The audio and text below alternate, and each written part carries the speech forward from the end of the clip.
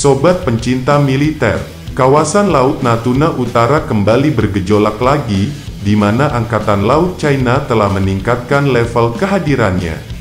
Apabila beberapa waktu lalu kapal frigat dan korvet AL China, yang melintasi zona ekonomi eksklusif atau ZEE Indonesia, maka ada kabar terbaru menyebutkan, bahwa untuk pertama kalinya AL China telah mengirimkan kapal destroyer ke Laut Natuna Utara. Mengutip dari laman kompas.id pada tanggal 15 September tahun 2021 disebutkan, bahwa sejumlah nelayan tradisional di Kepulauan Riau, telah melaporkan berpapasan dengan 6 kapal perang AL China, salah satunya kapal destroyer Kunming 172, di Laut Natuna Utara pada Senin tanggal 13 September tahun 2021. Kehadiran dari kapal perang China itu, membuat nelayan lokal takut untuk melaut. Mereka berharap, agar aparat keamanan turun tangan untuk memberi rasa aman bagi nelayan. Ketua dari Aliansi Nelayan Natuna, Henry, pada Rabu tanggal 15 September tahun 2021, telah menunjukkan sejumlah video, yang diambil oleh nelayan pada koordinat 6.17237 Lintang Utara dan 109.01578 Bujur Timur. Dalam video itu terlihat jelas, 6 kapal China berada di zona ekonomi eksklusif atau ZEE Indonesia. Yang terlihat paling jelas, adalah kapal destroyer Kunming 172. Para nelayan merasa takut, gara-gara ada mereka di sana, apalagi itu kapal perang. Kami ingin pemerintah ada perhatian serius soal ini, supaya nelayan merasa aman saat mencari ikan, kata Henry dilansir dari laman Kompas.id. Ancaman kapal perang dari AL China yang berkeliaran di Laut Natuna Utara ini, mulai menguat sejak akhir Agustus tahun 2021 lalu. Selain 6 kapal yang dilihat oleh nelayan, kapal survei Haiyang DZ-10, juga telah berulang kali terpantau satelit melintas zigzag di Laut Natuna Utara, dengan dikawal sejumlah kapal penjaga pantai China atau China Coast Guard. Dan untuk lebih detail tentang kapal Kunming 172 ini, adalah bagian dari kapal destroyer Type 52 Deluyang 3 kelas destroyer.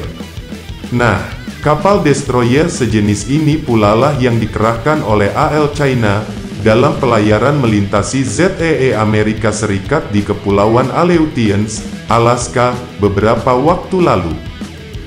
Lansir dari laman indomiliter.com pada tanggal 16 September tahun 2021. Kapal Kunming 172 ini mempunyai panjang 157 meter, lebar 17 meter dan mempunyai bobot penuh 7.500 ton. Kapal perusak ini dibangun oleh galangan Jiangnan Shipyard di Shanghai, yang diluncurkan pada tanggal 29 Agustus tahun 2012, dan telah resmi bergabung pada Armada Laut China pada tanggal 21 Maret tahun 2014. Sebagai kapal perang yang masih tergolong baru, Kunming 172 ini dilengkapi meriam utama berupa 1 kali 130 mm gun, 1 kali Haki-10 Short Range SAM-24 Cell Launcher, 64 sel VLS, Haki-9 SAM, YJ-18 SSM, CY-5 ASW, dan Canon CIWS tipe 730. Dan tidak dilupakan, tentunya adanya helikopter anti kapal selam yang selalu standby. Nah, sobat pencinta militer, menanggapi laporan itu, 4 kapal perang Republik Indonesia atau KRI telah dikerahkan untuk siap siaga di Laut Natuna Utara yang merupakan wilayah operasi prioritas Komando Armada 1 atau Koarmada 1. Kita menggelar setidaknya 4 kapal KRI di sana, untuk melaksanakan penegakan kedaulatan dan hukum di Laut Natuna Utara, ujar Kepala Dinas Penerangan Koarmada 1, Letnan Kolonel Laode Muhammad, seperti dikutip dari laman kompas.com, pada Kamis tanggal 16 September tahun 2021.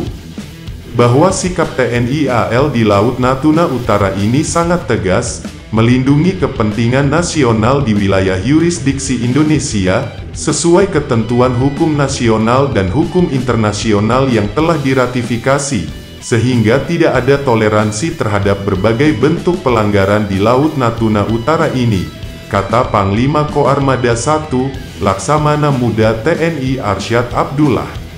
Nah, sobat pencinta militer, melihat level kehadiran AL China yang semakin lama semakin berani di Laut Natuna Utara ini, maka sangat dibutuhkan program percepatan untuk akuisisi kapal perang bekas berkualitas dari jenis heavy frigate, di mana kapal perang dengan tonase besar dengan persenjataan yang setara destroyer ini sangat diperlukan untuk memberikan efek deteren pada kekuatan armada kapal TNI Angkatan Laut.